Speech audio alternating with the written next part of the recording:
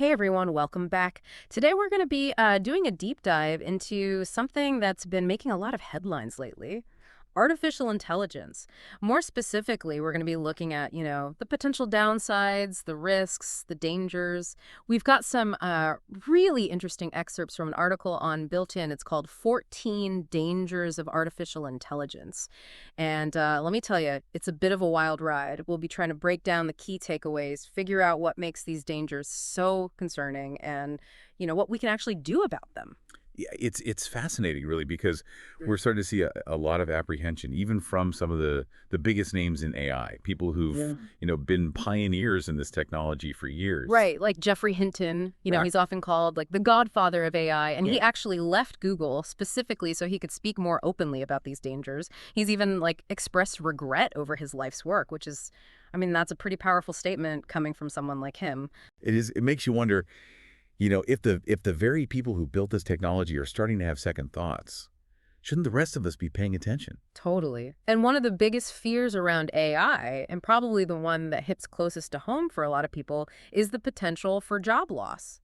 Widespread job loss through automation. Yeah, and it's a valid concern, absolutely. Hmm. The McKinsey Global Institute, they put out this report predicting that by 2030, tasks that currently make up something like 30% of working hours in the U.S., they could be automated. 30%. Wow, that's a huge chunk of the workforce. It is, and what's even more concerning is that this shift is expected to disproportionately impact Black and Hispanic workers. Why is that?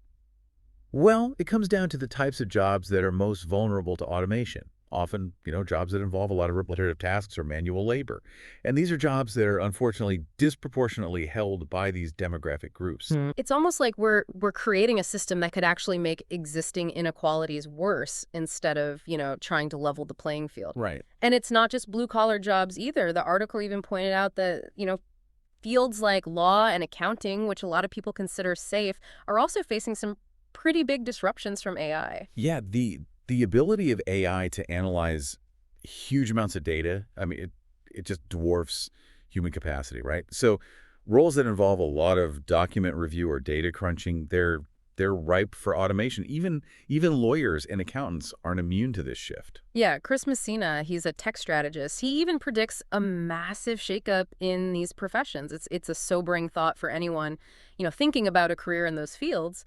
But honestly, what really kind of creeps me out even more is the potential for social manipulation using these AI algorithms. Yeah, and this is something that's not just hypothetical anymore. I mean, we're seeing real-world examples of this playing out. Yeah. Right, like the article mentioned the Philippines election where one candidate was accused of using like this massive TikTok troll army to try and influence voters.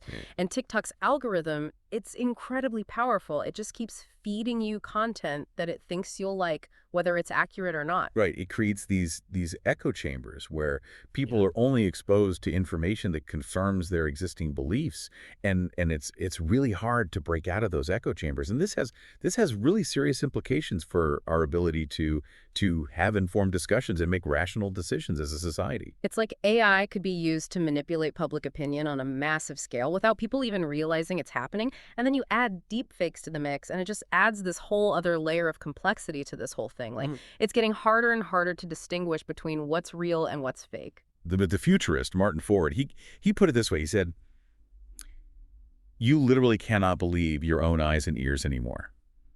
And it's a pretty chilling thought when you think about how much we rely on visual and audio evidence in our daily lives. If we